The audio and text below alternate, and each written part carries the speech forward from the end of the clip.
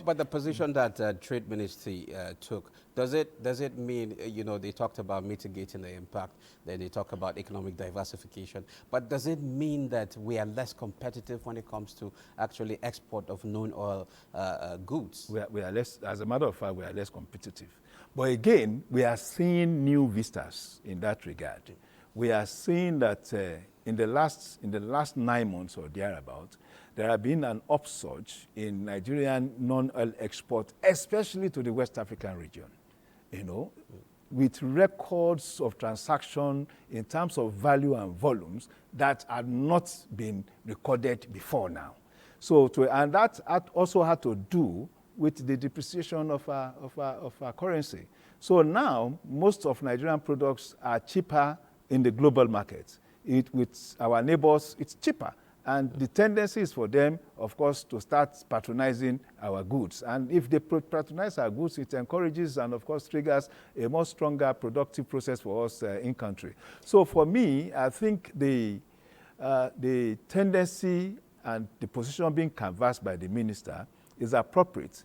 Let us focus on our region. Let us focus on our continent. We are already coupling together a strong, huge, and of course potentially beneficial African continental free trade area. And to that extent, we can see that we are likely to have a domineering or dominating presence in that free trade area. One, we are seeing what we are doing with crude oil processing.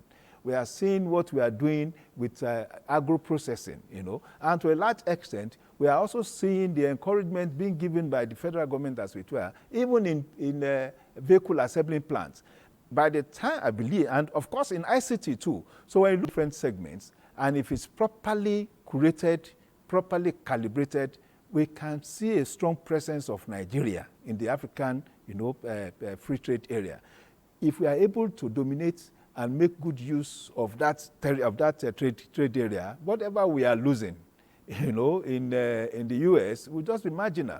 Because the truth of the matter is, the United States of America gave us, as a sovereign state, a lot of opportunities starting 2000 with the AGOA, African Growth Opportunity Act.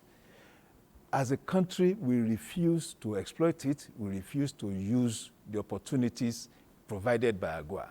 And it wasn't until perhaps 2 or 3 years ago, especially encouraged by the new administration, that we now have some businessmen, some producers and suppliers, of course, making use of AGOA, who are not related to, producing and exporting products that are not related to the crude oil industry.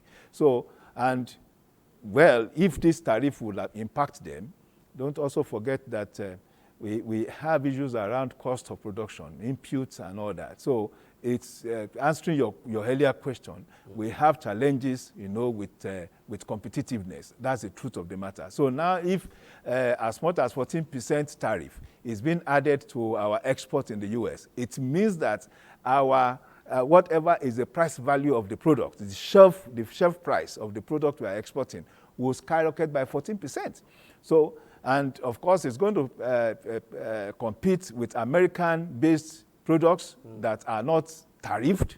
It's going to contest again with the 10%, just the jurisdictions that are tariffed by 10%. So, however the case may be, we are disadvantaged. But I am saying, in acknowledgement of what the Minister of Trade has said, if we create all our opportunities and properly calibrate these opportunities and, of course, focus on the African free trade area, we have sectors that are already out of puberty, out of economic process puberty, that we are seeing them in maturity.